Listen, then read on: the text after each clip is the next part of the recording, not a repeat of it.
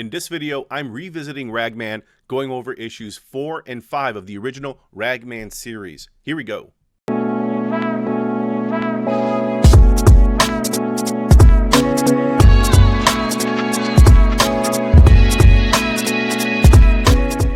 Hey everyone, thanks for checking out the video. My name is Bernie Gonzalez. I am a comic book artist and writer, and I wanted to talk about one of the characters that I love that's not one of my own characters, but rather a character that belongs to DC, and the character is Ragman.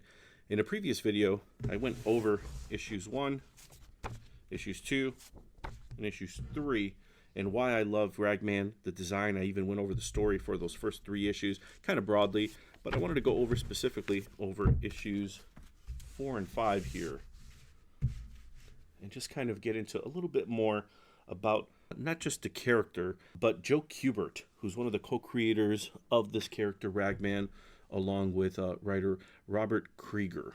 So Ragman was released in 1976 in September. That was his first appearance, and those 5 issues, including 4 and 5 here, were that first kind of limited series that introduced the character, the tatterdemalion of justice, to the DC universe.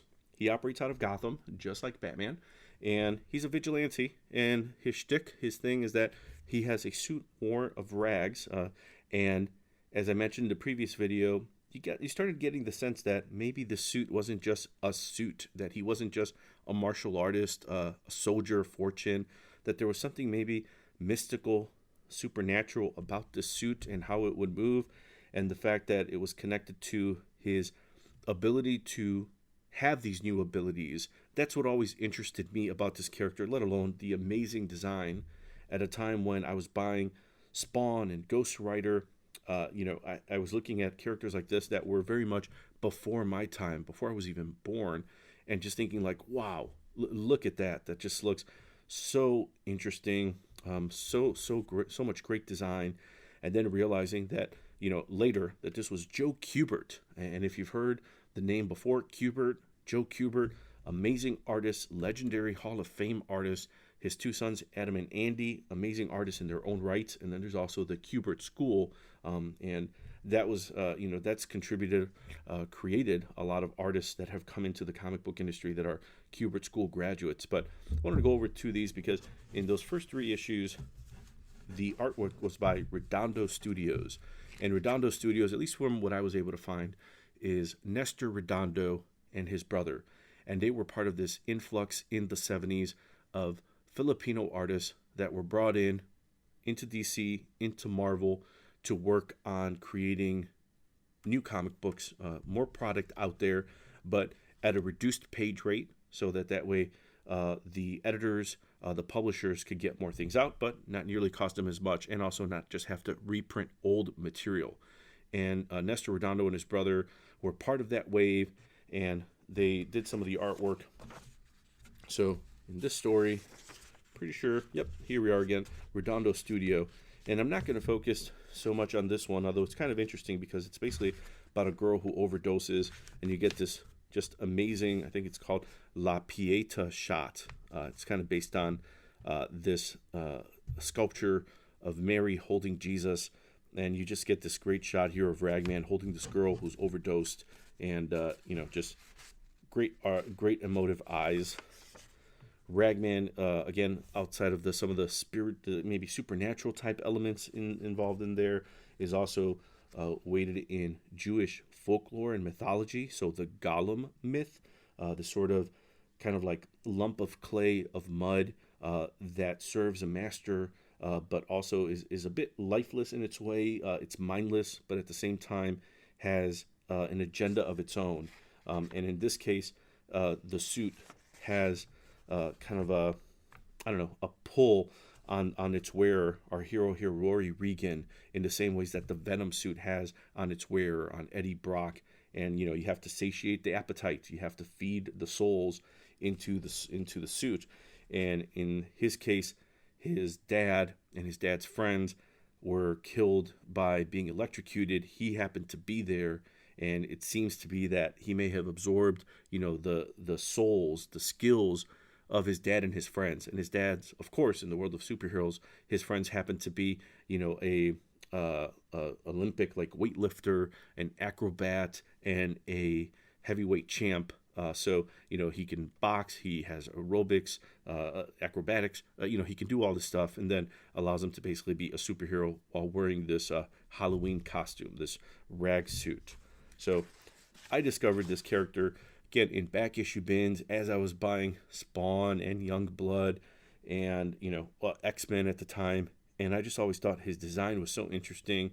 When you go into the comics, they read like older comics. There's a lot of purple prose, a lot of heavy-handed captioning and writing, so it may not necessarily look appealing to someone looking at the storytelling now. And I'm kind of flipping through this because, again, this story not nearly as interesting as when Joe Kubert starts putting his signature on it. But just the design of Ragman is just so neat. So basically you get this story where this guy who's running a carnival brings these orphans there, and it seems that he has the best of intentions, but turns out he's got submarines that are coming in and bringing in money and drugs, and the usual.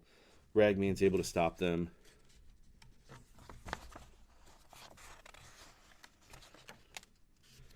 And after he takes them all out, the guy's just there kind of like, oh, he's shaking because he's seen Ragman, who's a living nightmare. Oh boy. But what I really wanted to get to is this short story here. So here we have Joe Kubert drawing Ragman, again, the tatterdemalion of justice. And what's really interesting about this is that there's been a few well-known silent comics in comic book history. G.I. Joe 21 probably being the first one. G.I. Joe Yearbook number 3 happens to have a short story in there as well called Hush Job. But G.I. Joe number 21, silent interlude, an entire dialogue-free comic book by Larry Hama. And I wanted to bring that up because this is a short story by Joe Kubert, as in it's actually drawn by Joe Kubert, written by Bob Kanager. I'm pretty sure that's how he said it, who's also the co-creator of Ragman. But again, no captions, no dialogue, and it's Joe Kubert. I mean, that's just enough to kind of go through this, and that's why I kind of flipped through the first part, because I mean, here this is the meat here. Here's what we're talking about. So kind of see the story here. Here's Ragman doing his best crow impression, and meanwhile you've got these guys in the back with shovels, and they're breaking into the cemetery, literally just like tossing around tombstones, just causing some damage. They think they hear some sounds. Ragman's just there kind of observing everything and realizing these guys are causing some disturbance and creating some damage. It seems like they're picking through, looting bodies, looking at people who've been buried. But I mean, look at this artwork, folks. Look at that. Just great design, great composition. I love the fact that just did not need to litter that panel up with a lot of foliage. I mean, it's just beautifully drawn. Those eyes, Kubert was so good at that. His faces were so expressive, and then he also had these great dynamic poses. Just very expressive. Just has you feeling that these bodies are in motion. But use of shadows, that was something that, especially compared to some of his contemporaries, he was not afraid to sling the black on the page, to really bring in shadows, to also have moments like this where things could be open. But I mean, just in cases like this where the best way Ragman works is if you put him in a shadow and you have a few little touches of the rags, of the patterns that make up his costume. But if you put him in rags, his silhouette, the way he looks, I mean, it just totally works, especially if you keep him in black. And Joe Kubert does a great job of doing that in a lot of his artwork, and especially in a character like Ragman here.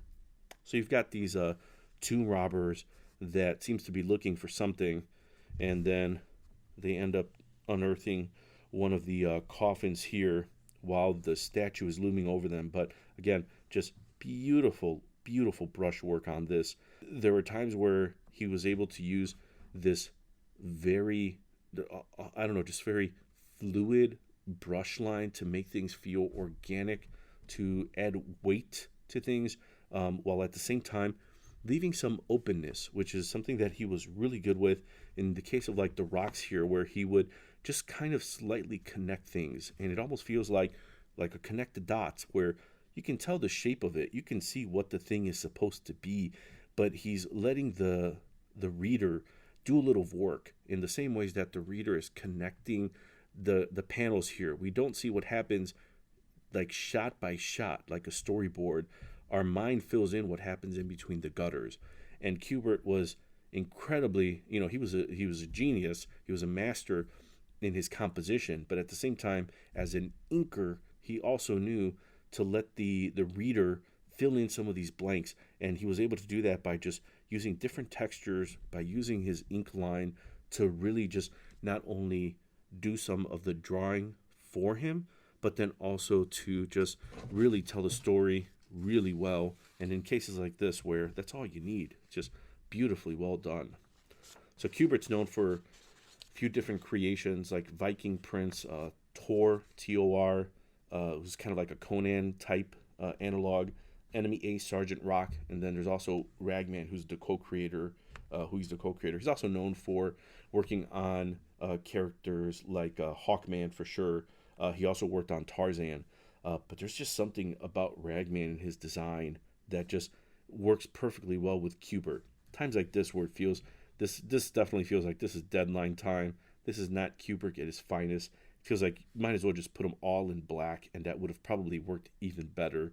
But in this case where you see that figure work, that kind of flowing the motion, that's where Ragman works best, where these rags are just in the air, Spawn-like. That's what drew me to this character, the fact that he felt like Spawn at a time when I was discovering Spawn. I was discovering McFarlane, and busy lines, a lot of line work, felt like a good artist.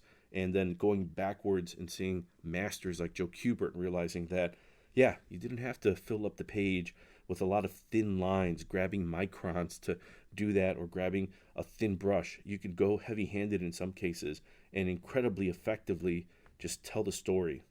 So in this case, you've got these Tomb Raiders that, find what they're looking for, may have seemed to go through a few of them to finally get what they want. And then Ragman sees what they're up to, hits them, and then he also gets hit by a shovel. And as he's going backwards, goes right into the statue, and it almost feels like the statue's eyes open up and they fall down. And they don't just fall, they fall on top of these guys, these coffin robbers, and they're out for the count. Then we get the headline shot to just kind of explain everything here. This is the closest you're going to get to the short story having any type of captioning, any type of dialogue. These crooks that have faked the vandalism to steal fortune, they've been discovered dead. The police have identified all the jewels.